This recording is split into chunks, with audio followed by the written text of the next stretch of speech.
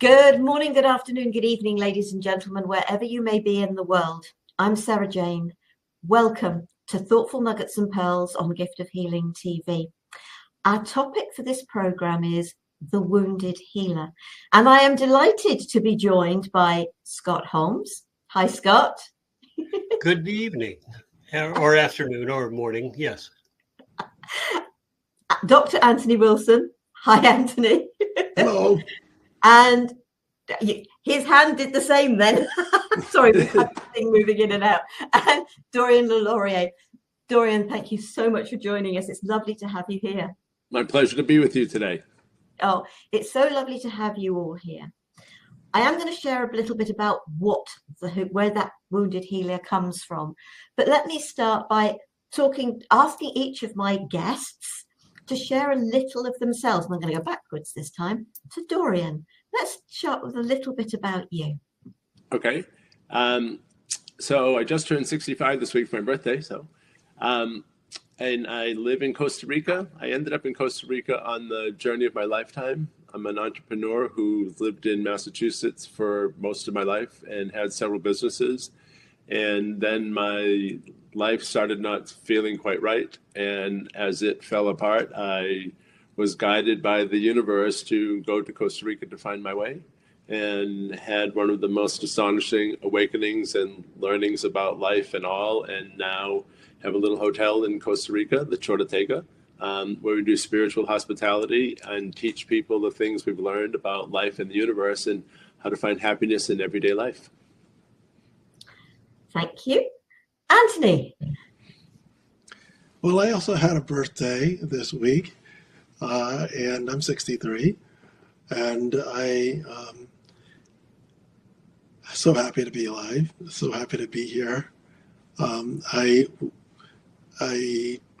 grew up in Massachusetts. I've been in Massachusetts most of my life, just moved to Rhode Island, and went to medical school, became a physician, and ended up practicing hospice and palliative care. I was married to my husband for 32 years, and while I was training for my hospice and palliative care, he came down with glioblastoma. It's a brain cancer, and was only supposed to live for 1 year, but was able to survive for 5 years. Dorian helped me a lot with caring for him in the last in the last year of his life, especially in the last few months of his life, living with us and traveling with us, and was able to get my husband to his final trip in St. Lucia, which could never have been done without the help of additional hands that came from Dorian. But as I study how I've been feeling after the loss of my husband, and being part of various different grief groups, I've been able to use the pain that I've gone through in my life to try to help others. And so I am becoming a grief educator at this point. When I write, I've often written about grief, overcoming grief, living your life differently through self-acceptance and self-love. And that's a little bit of me. Thank you, Anthony. Scott. Thank you, Sarah. When you asked about this, I have dealt with a lot of healers. I've dealt with a lot of people, high level, and every one of them has that story in their life about abandonment, loss, less than, all of those things that we all carry, and some to the extreme. And in the people that you've interviewed, they have told astonishing stories of struggle, of being able to come through it. But once they get through the other side, much like myself, much like Anthony and Dorian, there is a different perspective, and you're able to help, and you want to help people to be able to heal, because you know you can be an example for them, to show them, yes, there is light at the end of the tunnel. No, you don't have to go into depression and it's never gonna end. That there is a place where you can find joy again, no matter what you've been through. In the loss of my wife and the loss of my daughter, I bottomed out and never even knew who I was anymore, because I didn't have time for me, because I was in survival, because I was in caretaker. And the process of coming out of myself and going back into myself to find who I was, because all the answers were out there, right? They're right here, baby. And being able to share those with people so that they don't have to go through the same pain. It always reminds me of my mom. Don't touch the stove. It's hot. Don't touch the stove. You're going to get burnt. Don't touch the stove. Being the oldest, I had to be the adventurous one, and I had to touch the stove.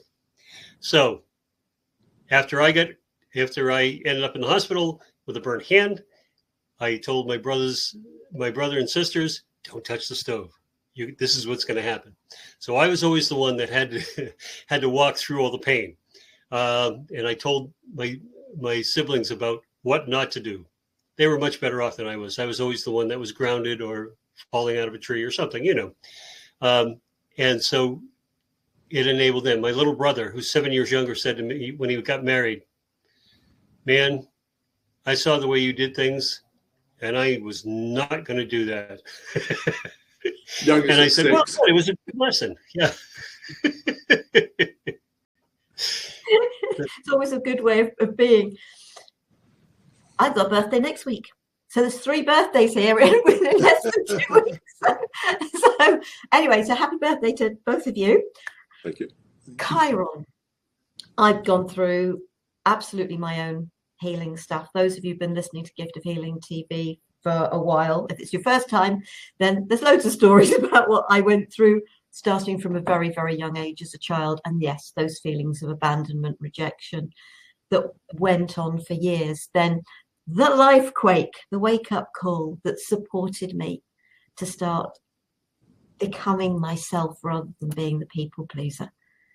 The finding of the energy healing, the support from others, but being totally aware somehow that the only person that could heal me was actually me. Doesn't matter how much help and support you get from others, they can't do it for us.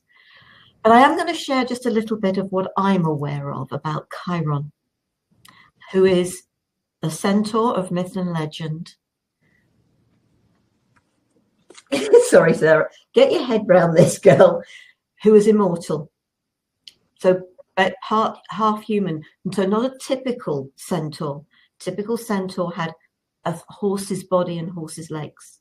With Chiron, he actually had the front legs, which were human legs, but had the horse body and back legs and tail. And he became an amazing healer. His awareness of how to support others to heal. And then he had his own wound.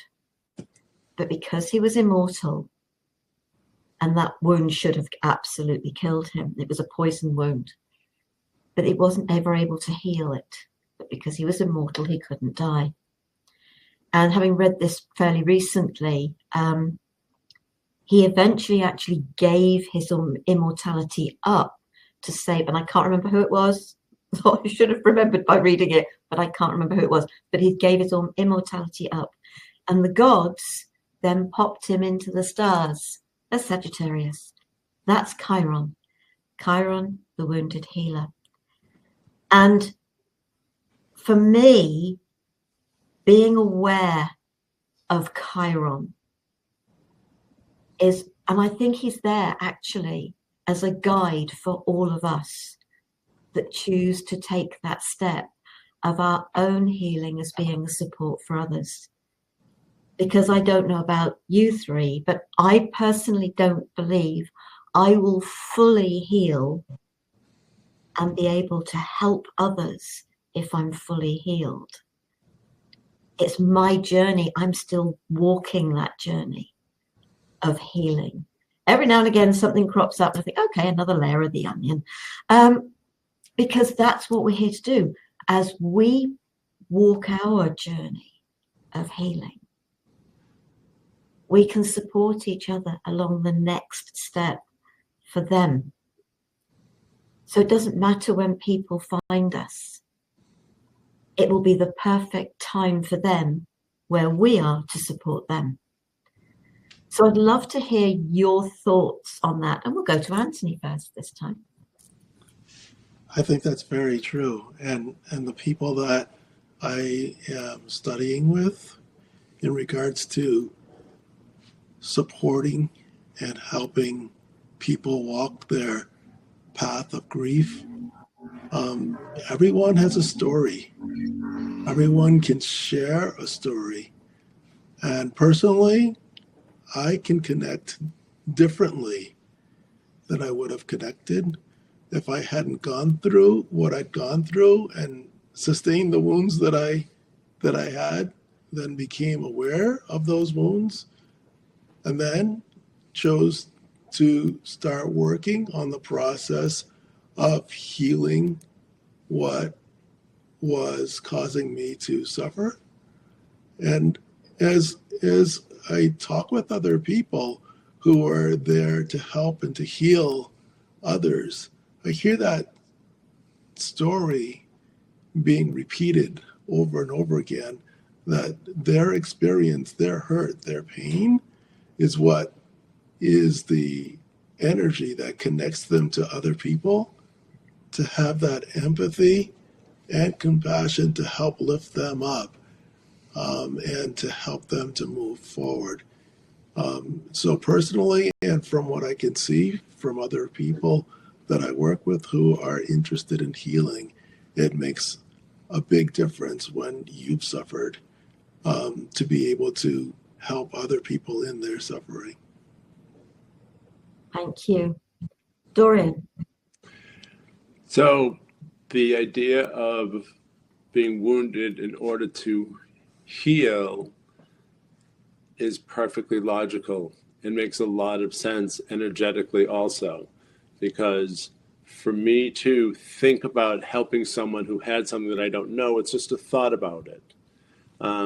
Until I have engaged in that, my body has been through that physical or emotional or spiritual trauma, until I have actually experienced that, I can't know that. I can't know that. And in order for us to be able to call upon those energies, we need to come to terms, awareness and acceptance and forgiveness of those things, of our wounds, to then be able to help others heal. But without having the knowing experience, it's harder to relate, and you can't quite connect on that same energetic level to help them heal and to help them heal themselves, and to feel that energy of being able to make it through to the other side, learn from it, and to find strength from that. Scott. It's really interesting. You look at some of the high-level people that you see online, and there is this sort of, they've got it all figured out. Their perfect lives, they're all of that. I never trust anybody who has a perfect life. Because it's curated. Living in this form, as a human being, shit happens. Period. There are bad things that happen. There are good things that happen. And my wife is a true empath. And so she says, well, you don't have emotions. You're not connected. I said, yes, I am. I don't get excited to the extreme, good or bad, because it's what is.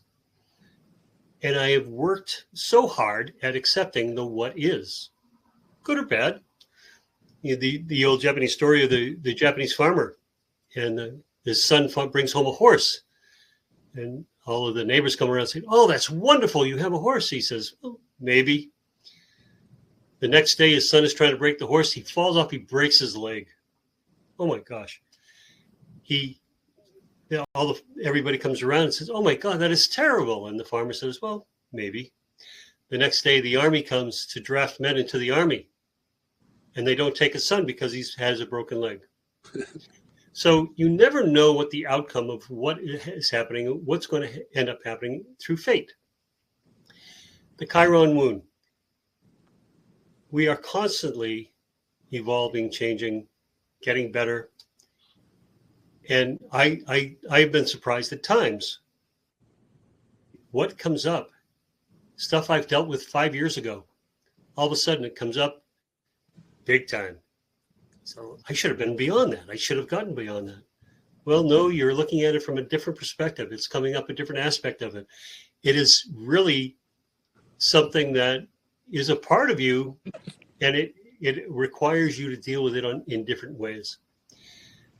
And that imperfection within ourselves, I feel, allows that connection, especially with clients that I deal with. I can understand it. I've been there. And they look at it and go, oh, okay. But I thought you had it. I'm like, no. Trust me, I don't. I don't have anything all figured out. But I do accept more than I ever did before. I have less judgment than I had before. I have no more willingness to do things without fear. And when you take all of those away, life becomes pretty freaking awesome. Can I jump in on something Yes. Scott said? So the idea about having the experience again, that you thought you were over with it. So I've had this experience a couple times, and a dear shaman friend was working with me with something and pointed out that sometimes we have these things for you to go through that experience again, not for you to learn something, but to show someone in your life how you deal with that to help guide them on their way. And that has stuck with me for about 4 years now. And that sometimes our stuff, when we think it's figured out, when it's a replay, sometimes it's to help somebody else figure out their stuff too. Oh, lovely. I think it's a matter, isn't it? I sort of, rejection. The one thing that came to me was the only person who truly rejected me was me. When I changed my name. Because as a baby, as much as I was christened Sarah Jane, I was always Jane. That's what my family called me. And I believe that is the name I chose to be called, because I believe our families are guided with the name we should be called. And I've had so many experiences with people of toning their name, and that's really important. I say the name your mother called you as a child. And I remember walking on local heathland one day, and I was talking to Jane, my little one, and that light bulb that came on, that I'd been the one that rejected Jane when I told everyone I was called Sarah. And so, are our wounds actually caused by others, or what happened to us, especially really young? We had no way of understanding, putting terminology to the feelings. And whether our stories are similar, I think the feelings we have felt, everyone can relate to. And whether they're feelings of feeling unloved, unwanted, not good enough, rejected, abandoned, to be perfectly honest, in some respects, in some way, haven't we all felt those? I've had those people say, no, I had a wonderful childhood. If they did, wonderful, brilliant. But because of the hurt and pain I went through, because I didn't feel I belonged in the family I was in, I was so unhappy. I never allowed myself to remember anything.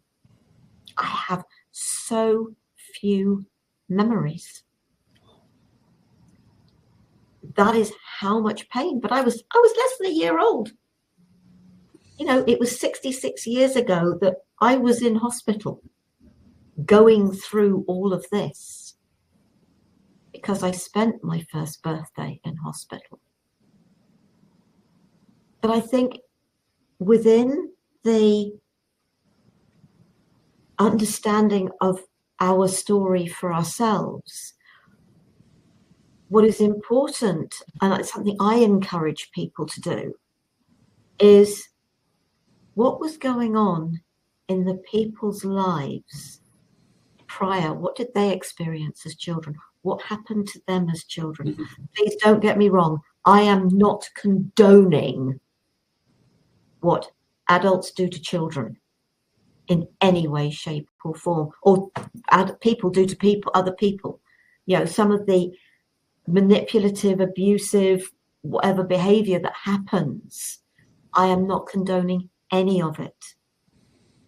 But can we come to an understanding? Because my mother has just shared with me fairly recently, when she took me to the hospital in the ambulance. She got there. The nurses said, "We'll take her now. You can go home." 21-year-old woman, her first child, and she was pregnant with another. And that's what they said to her. What traumas was my mother going through? Then, by the time I was 18 months old, she'd had Gillian, and Gillian died at 9 weeks old. Initially, they were investigated because it was classed as a cot death. So it's thinking about, encouraging people to think about, we haven't got to condone things, but can we come to an understanding of why things may have been the way they were? Rules and regulations, circumstances. Can that support our healing? And in encouraging people to think about those things, support their healing.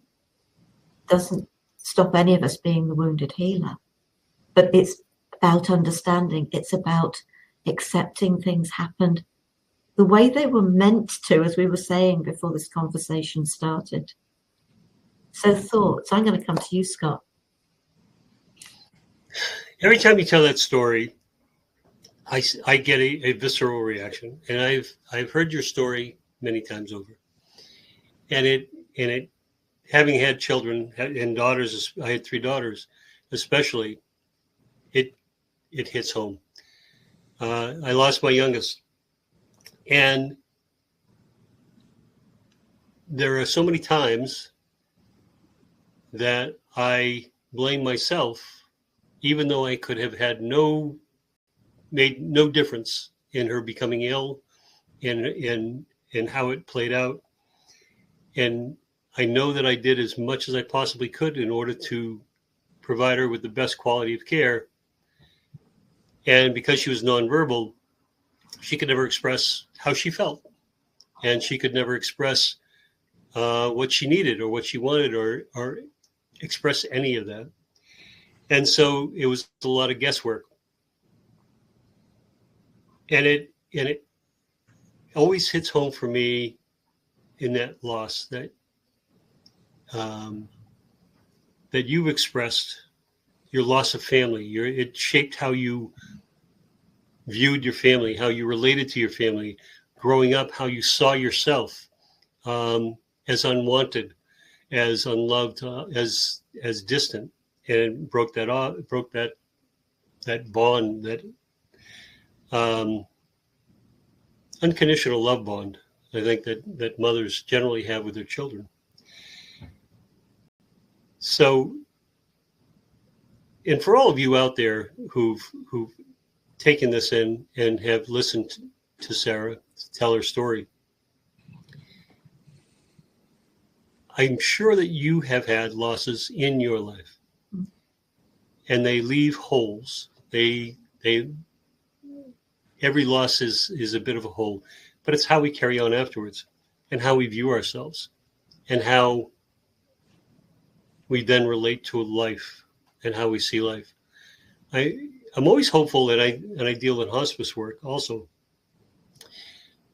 about giving quality of life and being present at the time someone is going through those different phases when they're leaving, but also the family to be able to see it clearly and be able to,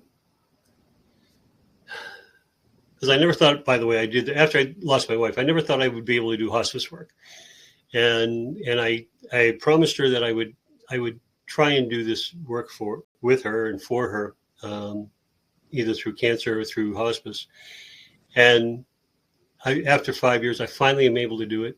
And I am at peace with all of that. And I've sat with many people in their last hours, and I've been able to accompany the families through that. And I'd like to think that holding that space helps heal them, even just a little bit. All of us want to be seen, heard, and witnessed, but also held. And when they're held in that space, you can do that.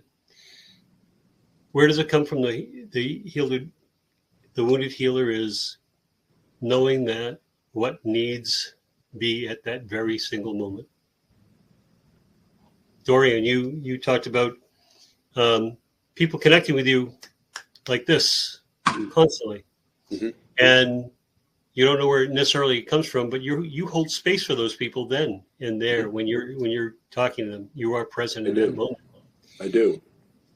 So what I've learned a lot in my healing is about the process of healing. And so throughout my journey, I had all kinds of abuse as a child. For my adult life, I identified as an adult survivor of child sexual abuse.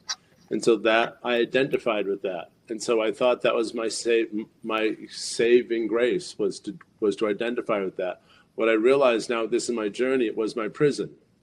It imprisoned me with that identity of that instead of just identifying as a beautiful spirit having a divine experience.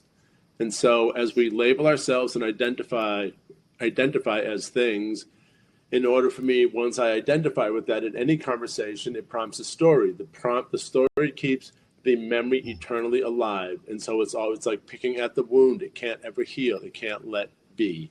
And so in my process, I tried to figure out, how do I do this? I've done talk therapy. And then when I have to start with a new therapist, it's that like, oh God, I got to go through this all over again. I don't want to tell this story again because it's the same emotional trauma again. And we do re-inflict ourselves because our spiritual being is going along and suddenly I'm living in the past, I'm recounting the past, I'm not taking anything new. I'm a zombie at that point. I'm not having any new divine experience of any kind whatsoever. And so in my process of dealing with this, I came to the place of accepting things happen to me. And there was an allowance of that. And then the guidance that I got was, everything that we all think, feel, say, and do, we believe it's right. No matter what it is, in that moment, we believe it's right. And so when that person is doing that evil thing, when you remember that, imagine what happened in that person's life for this to be okay for them to do. And that simple thought opens the door. Grace comes, opens the door, and allows for forgiveness. Because that thought, to me, allows for forgiveness. Because you can imagine, if they're able to do this horrific thing, what was done to them, that this is okay for them. And that was one of my biggest graces, was to understand that. And then, like you were talking about, Sarah, you only remember certain things of your childhood. I had a very set, defined memory of things of my childhood. Until I had this experience of forgiveness of all of the people that did the things to me, truly forgave. I was at the beach that I went to as a child. First time I went there alone in my life, because never wanted to be alone. And I was there on my spiritual journey with the visit from Costa Rica one time, and I went in the water, and I went underwater, and I jumped up, and I threw the water up in the air, and it was a moment of salvation. All of these memories of being at the beach as a child came in, and the floodgate of all of these things of my life came back to me. So what I learned is when I say I'm a certain thing, when I identify that that tells my meat suit, this is who and what I am. Find examples of this in the world and return that to me. But it also works in the memory recall. But the things you identify as, it is only going to let you recall those things that fit the identity of who you say you are. And once I remove that, ooh la la, baby, heavenly day. It's a full spectrum experience now, because it's not just the trauma that's there. It's all these other things, because, yes, I had trauma in my life. I had lots of other things too. But my wound didn't let me see that. And so by healing with that, I tell people of that. And for me, that thing, what we think, feel, say, and do, we believe is right. And if you accept that, you can allow that the person who's done whatever to you can be forgiven. And that works really well. It's changed my life. Anthony. Well, I think that one of the things that comes up again is to have awareness of our thoughts. And when we start having awareness of, most of us have a negativity bias. And when we have that negativity bias, and when we think the same thoughts over and over again, first of all, that's the definition of suffering. Because if you're thinking the same thing that hurt you before, and you can't get out of that cycle of thinking about the things that hurt you before, Rewound. Yeah, you're wounding yourself over and over and over again. Right, exactly. So it's really important to be able to get to that perspective, and so that you are able to choose how you're going to see the world.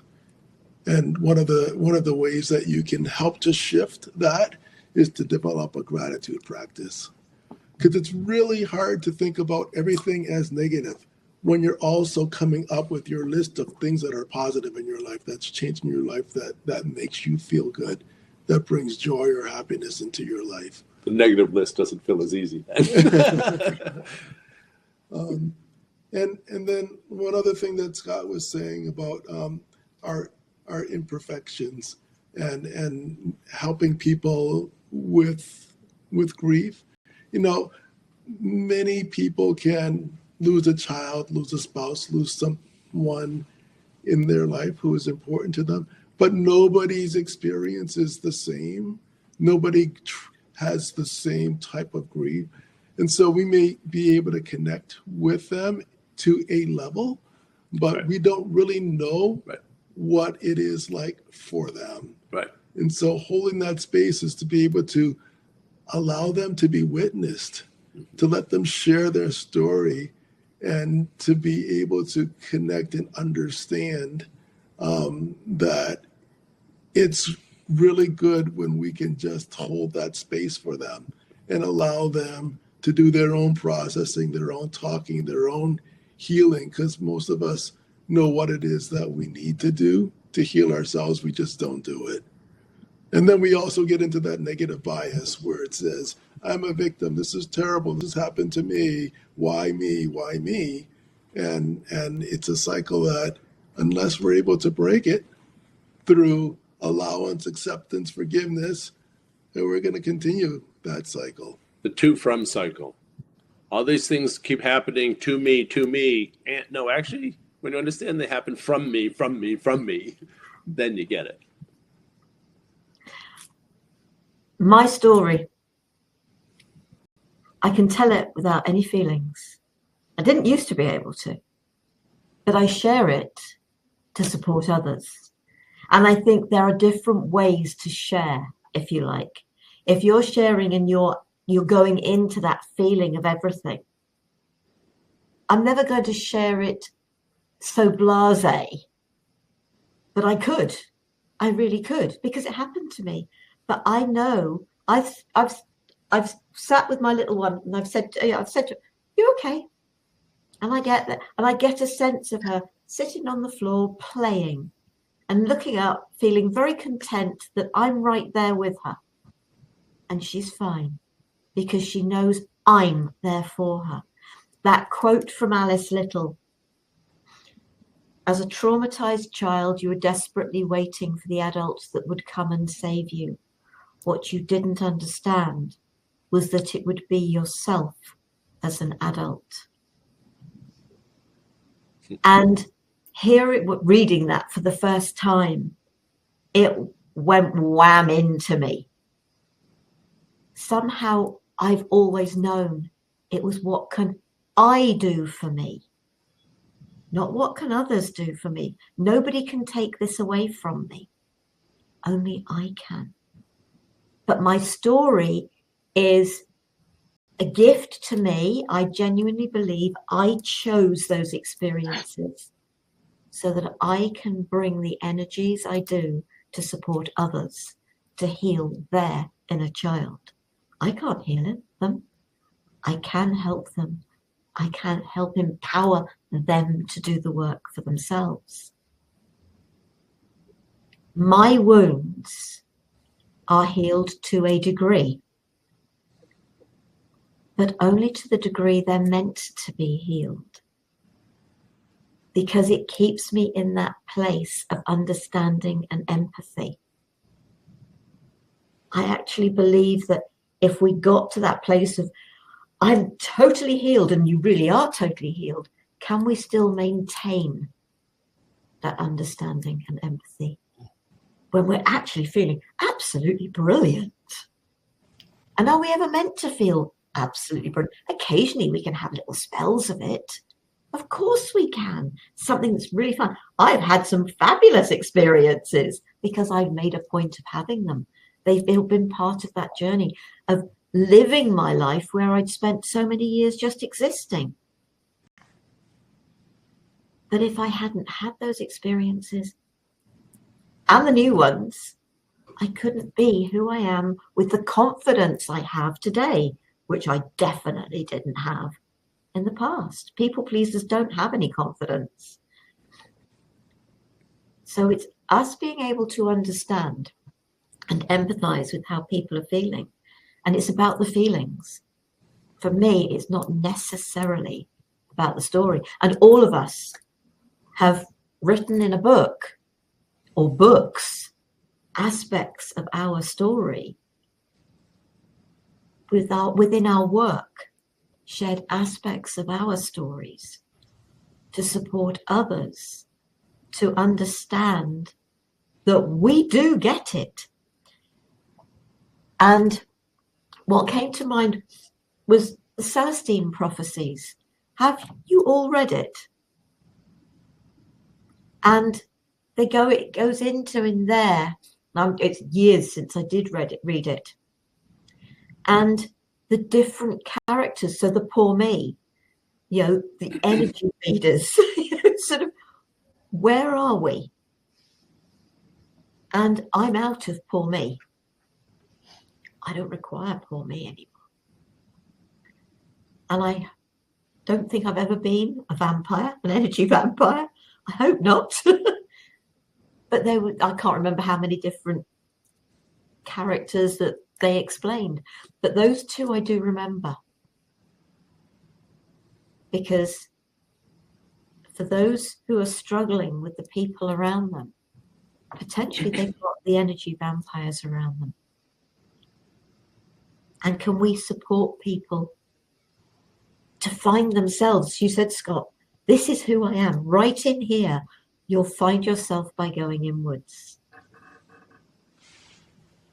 Love it. So thoughts on that? I'm going to come back to you, Anthony. Absolutely. So many times we're going through difficulties and challenges in our life.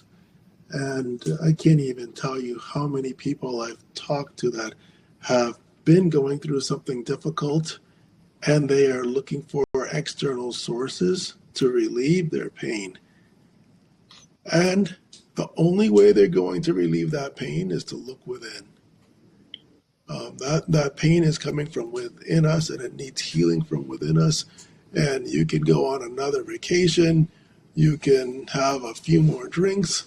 You can, ask somebody to take care of you and to do whatever it is that you think will make you feel better. But if you can't stop, get present to what's happening in your inner world, listen to those voices and what they're saying to you, and be acutely aware of those voices or that inner speak that is negative, that is untrue, that is making up stories that are false, that have beliefs that are totally inaccurate.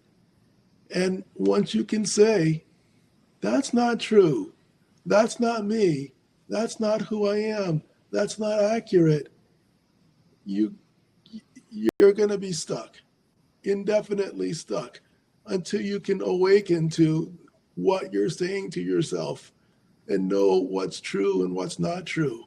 And then your eyes open up and it's like, I don't have to be that way. I don't have to think that way. And I can take care of myself. I can make choices for myself that will help lead me back into the light. Dorian. So on the healing journey, the thing about being the wounded healer is there's levels of healing. And so I had like the big trauma stuff. And then I got through that stuff with acceptance. And then I thought everything was great. And then whoop, stuff comes up again. And then it was that other level. And then you're talking about the onion. I do believe that if you spend the time getting to the core of your onion, you might not get to the final cell. But my journey has told me that in my healing process, in understanding and acceptance, I've learned my process of healing. And so I can teach the process to people. And so I don't need to keep burning my hand to know the stove is hot.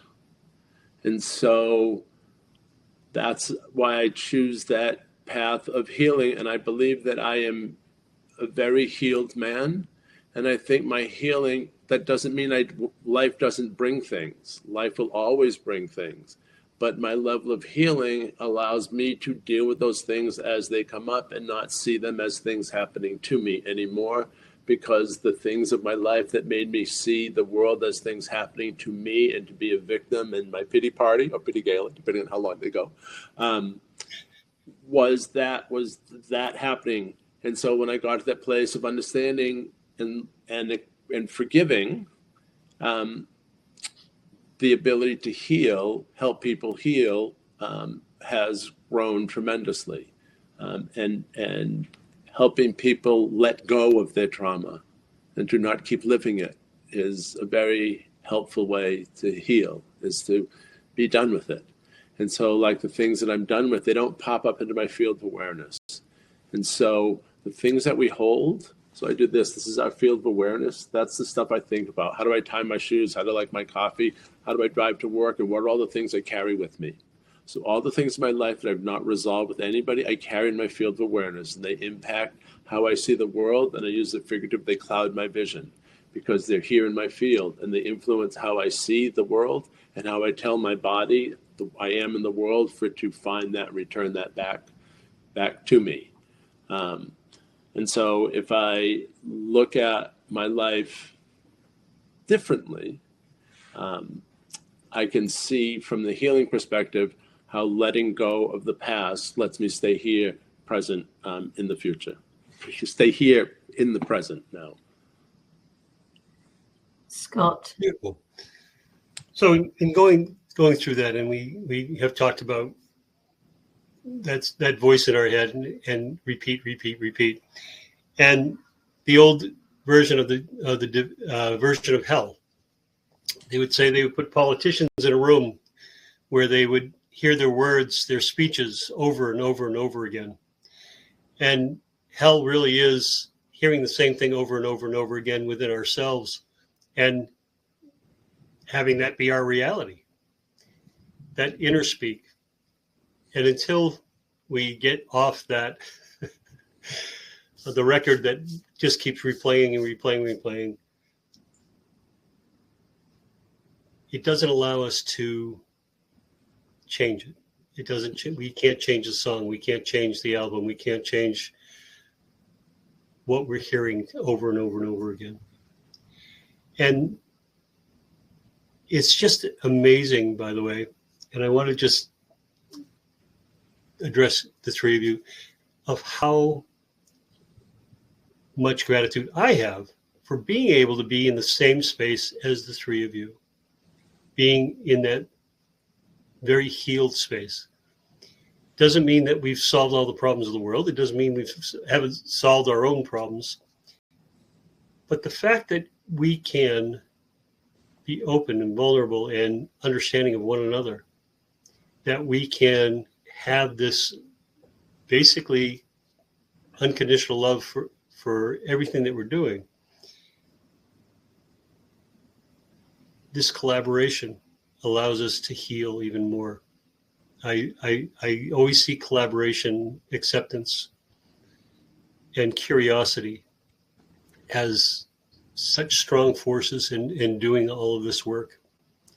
I don't know about all of you, but when I deal with clients and I'm working with people, you don't always get any kind of feedback. You know, you aren't real sure if anything that we've done has really made a difference in their lives. Sometimes they just wander off and kind of continue. But when there's that validation and you talk amongst your peers, which we all are, you understand that you're doing good work, that you have had a positive impact. And for me, that validation gives my wound less pain. It allows me to know that I am closing that gap where that wound is so that I can continue on. And it's just so rewarding to be able to talk about all of this in such an open forum. That I thank you for, Sara, by the way. My pleasure. I'd like to touch on the forgiveness, and thank you, Scott. I'd love to touch on forgiveness. The one thing I've learnt is it's important to forgive yourself for what you didn't know at the time, but also, more importantly, to forgive yourself for allowing others to affect you, or yourself for allowing others to affect you. It's not to me, it's not about forgiveness of them so much of forgiveness for yourself. Now, obviously, a child can't know. So forgive yourself for not knowing that you were able to say no. You should have been able to say no, and you should have been listened to. Forgive yourself for the not knowing. And as you grow older, forgive yourself for that, allowing that monkey mind, that ego mind, to put you through the hell it put you through. You have to forgive yourself. For that, it's not about forgiving others. Staying somewhere you shouldn't have done. You know, sort of stayed in marriages and stayed in relationships. It's just like, why did I stay in them? Because of my insecurities. What was going to happen if I said anything? If I left? Where was I going? Being confident and being true to ourselves is the best thing we can do. But forgive yourself for putting yourself through it. And before we close, I would like to say to each of you, thank you for joining me for this program. But also, is there anything that you feel we haven't touched on within the Wounded Healer, or any further words you'd like to share before we close? And I'm going to come back to you, Scott. The only thing that I would say was maintain curiosity, acceptance, and allow what is in front of you to be seen fully. Be present. And it's how I've been told that I'm more of a monk or a stoic, in that as I conduct my life, it's pretty even. and I don't react much to things as I used to. My kids, by the way, told me that I was very, very different dad now that I was older, because I don't get excited about things. I don't yell, I don't scream, I don't holler, because I don't see a need to. And things are very calm.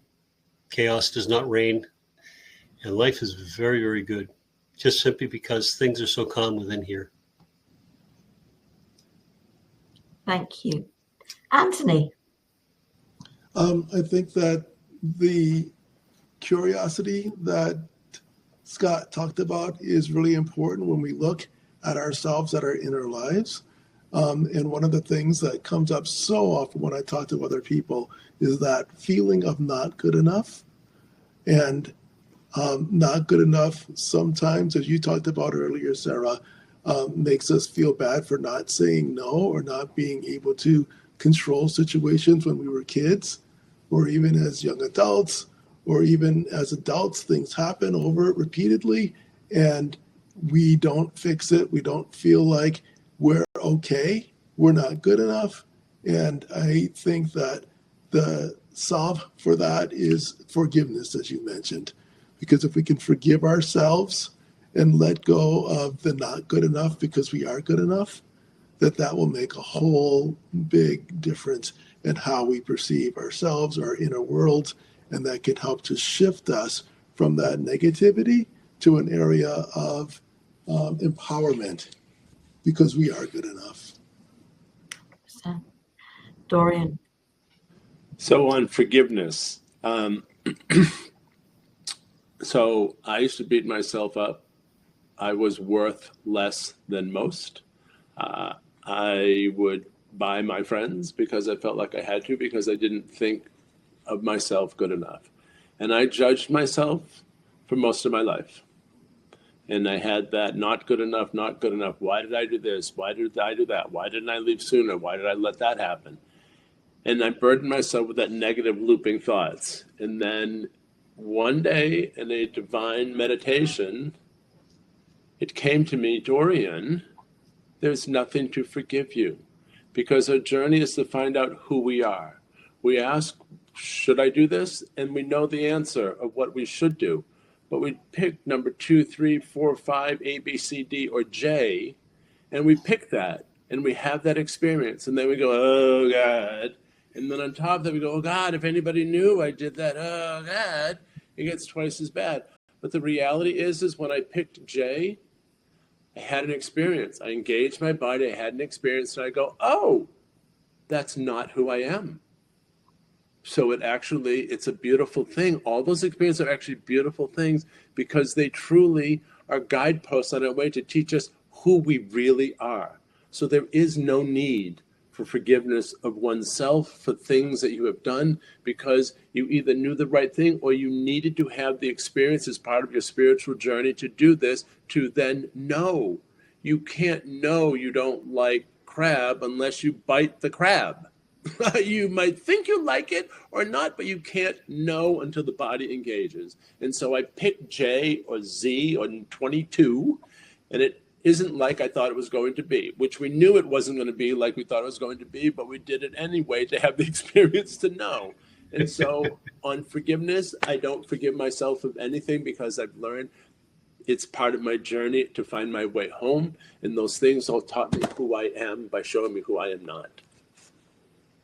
I get that. I get it totally. I suppose for some of us, sharing things in a different way to support people who can't quite get to that point of, I was meant to have that experience, so that's okay. But we are. Oh, we Our are. choices meant us to let us there. Absolutely. And as I'm just going to finish off with the imperfect. Of course, I'm sure you've all seen it written. Imperfect is I'm perfect. I am perfect for the life I have chosen to live and the experiences I have chosen to have. Exactly. There is nothing imperfect about any of us. Yep. And having worked with children and adults with learning difficulties and physical difficulties and behavioral problems, they are perfect for the life they have chosen. Just in each and every one of us is perfect for the life we have chosen and the experiences that we have had. And that could be very difficult for people to understand as well. Right. And so about those things, people think that's who I am. It's what I've experienced. It's not who I am. Exactly. And I am going to say a massive, massive thank you to the three of you for joining me for this program. I am sure people will get considerably more out of this program without it just having been me for 10 minutes. So Great to be here. So thank you very, very much indeed. Scott's going to be back next week. We have a Today's Conversation program for you, part of our Selfish or Harder to Manipulate series. And our guests are going to be Jos Smeets, who's in the Netherlands, and Pei Ming Sun, also known as Sunny, who's in Taiwan. So, and Scott's going to be, where are you going to be, Scott? Hawaii. Hawaii. So we are going to be literally coming from every part of the world next week. So I And what time is that? 7:30 p.m. in the UK, which is 7:30 a.m. in the UK. So it's a morning start for me, which is I think 2:30 for Sunny in Taiwan, and I think it's 9:30 p.m. for you. I think you said, yeah. Yep. I love the fact that we are coming from all over the world. It's brilliant. And our topics are going to be the ego, the lower self and higher self. I think they very much connect to each other. So I hope you'll think about joining us for that. I am going to I know we haven't got a website for you, Anthony, but I'm going to put Scott's and Dorian's and my website underneath the video if you're watching this on YouTube. And if you wish to connect with Anthony, you can do that through Dorian, through Scott, or through myself. So take your pick. If you've got a message for him, or Gift of Healing TV website, there's a contact page. If you've got a message for Anthony, please use that. I will forward it to him. Thank you, folks, for watching. I really hope you feel you come comfortable if you're your own wounded healer. If you feel you're here for others and your wounds are here to support others, just like we know our wounds we've had so that we can support others. Take care, be safe, stay well. Namaste, sweet souls. And thank you to my beautiful guests. Thank you.